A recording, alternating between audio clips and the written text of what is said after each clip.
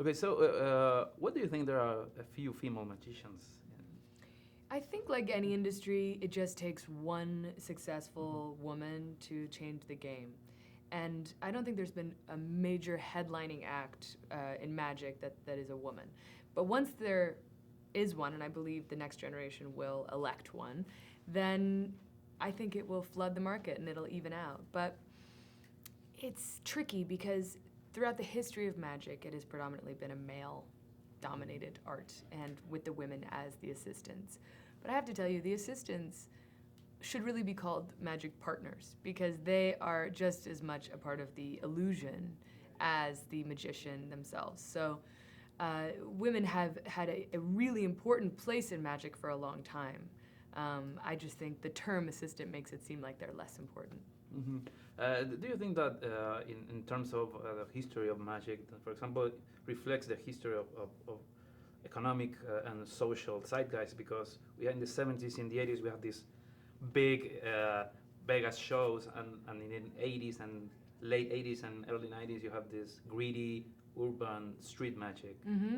It's interesting because it follows much the same pattern as Hollywood itself. You know, Mm-hmm. we went from kind of big, giant movies in like the 40s and 50s that used, huge music numbers and huge production value, and you see that fluctuate with the economy.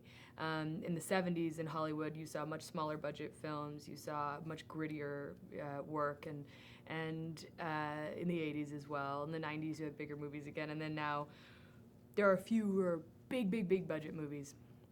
And I think for magic, the industry of magic has responded to that exact same pattern.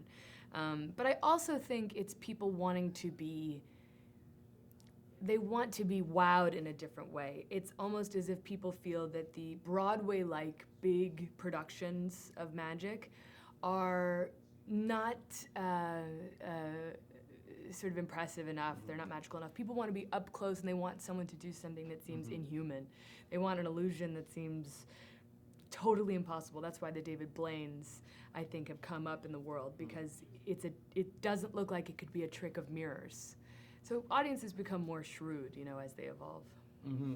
I guess you practice a lot of magic for the film. A little bit. I Yeah. watched a lot of magic, which was Mm-hmm. fun. So what do you find in that community that you weren't aware of being a member of the audience before?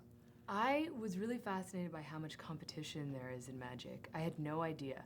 But of course, they have to protect their tricks. And it's technology that is sealed in a vault.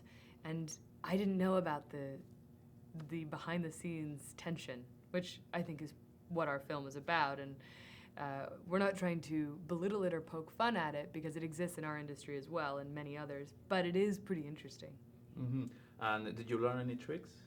I learned I learned how to make a dollar levitate, Mm-hmm. which I can't do for you now. I wish I could.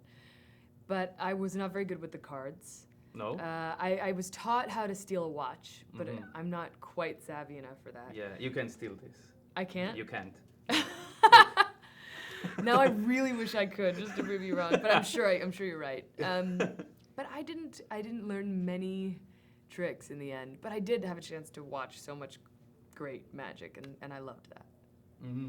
And what when in Sleep Paralysis character plays the different characters, the same. They are both magicians, but very different, like that you talked before. So, what do you think that is going to predominate in this decade or in the years to come? You know, this big Vegas show or more greedy. Well, if there's anything that the Vegas shows have proven, is that they have lasting power. I mean, people still flock to see David Copperfield, Chris Angel, Penn and Teller. David Copperfield is the most seen performer of all time. So I don't think it's going anywhere, but I do think there's a new crop of magicians who will join the marketplace and will provide different types of, of, of shows. But I don't think the classic magic shows are going anywhere, because people still like those shows. It is like a big Broadway production. And as long as people keep flocking to these shows, I don't think those people will stop working. Do you have a favorite card trick of your own?